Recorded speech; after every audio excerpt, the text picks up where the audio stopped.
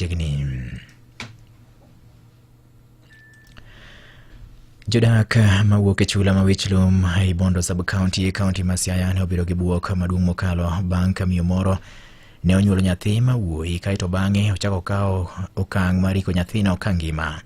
Miyono ma nyinge Rose Otieno wachore ni ne onyuol e kar puko yugi moko mantiere tok chiro ma Wichlum motelo ne dhi gi nyathine ode, kama bende wachore ni ne oduogo oike ka ongima.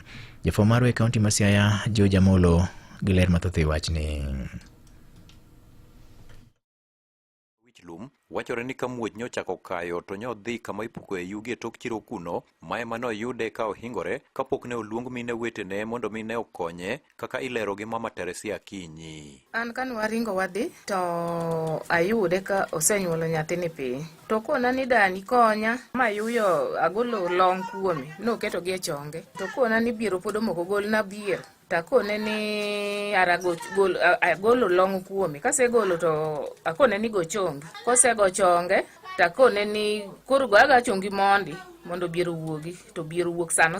Kose wuok ni Nyasaye okonya, erokamano. Takone ni nyathi ing'ado pende. Nyathi e pod yweyo. Dani Teresia medo ni bang' konye to ne gimiye nyathineno kangima, kata kobedo ni Rose owuon to ne oramo ni nyathineno en noneno ni osetho. Koro watudo pende nyathi akone ni an gi lweta nono kaluwore gi ngima masani ok anyal mulo nyathi gi lweta nono. Ka usi e tudgo pende nyathi, otwe pende nyathi, kose tweyo to ng'ado. Kose ng'ado taloko wi nyathi kama. Nyathi aneno ka ng'amo dhoge. Takone ni nyathini ni pod ngima. Miya leso no mondo aum go nyathi mondo idhigo. To duoka ni madhe weri gi gino setho. Nyathi no setho. Akondo setho to mapod ogiedhe nyaka tiendeni. Owacho ni nodagi kata mana ting'o nyathino e yo makare, nimar en nosoye mana e gunia kaito wuok kode kodhi kamodakie. Kose ng'ada biero ni taneno ka nyathi oting'o tiende kama. To koni ma osetho. Apono nyako boke mondo ginego nyathi kech leso dagi ni ok nyal tingo nyathi. Okoni nyathi okete gunia, oketo. Kose keto, kako keto nyathi e gunia to kete i besen, to ka misikege mamoko maneni kanyo oluowe to chako wuotho dhi.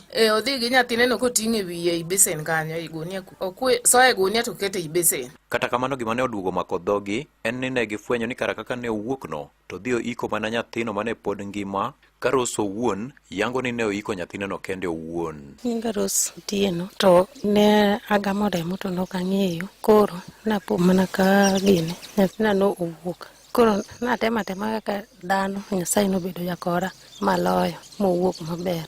Bas kana setieko koro nakawa taika kenda. Koro kunya bur kenda kanyo aike. En wach manoweyo kadho ji omoko ka nyaka sani tend loch nanga e gwenge mag South Sakwa location dhi nyime gi timo nonro e wachno. Ne Radio Ramogi e kaunti ma Siaya, an George Amolo. Kawawere gi wach George Amolo nyako Ramogi ma otimore e kaunti ma Siaya. En apisa mag thieth e kaunti Mombasa okwayo oganda mawuok e gwenge ma kono mondo mi koro tudre kodgi e yo makare.